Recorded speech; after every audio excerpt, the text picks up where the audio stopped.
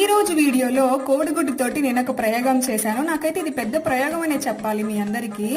కంటికి వింతగా నోటికి రుచిగా లేకుంటే ముద్ద కూడా దిగదనమాట నాకైతే. సో ఏం చేయాలని ఆలోచించగా నాకు ఈ వీడియో కనపడింది. నేను ట్రై చేయాలని చెప్పి 4 eggs బీట్ చేసుకున్నాను. ఉప్పు కారం పసుపు వేసేసుకొని తర్వాత ఇలా ఉడకబెట్టుకోవాలి. అది కేక్ లాగా అయిపోతుంది. దాన్ని తీసుకొని పన్నీర్ ముక్కల్లాగా కట్ చేసి పక్కన పెట్టుకోవాలన్నమాట. చాలా సాఫ్ట్ గా ఉంటాయి అవి.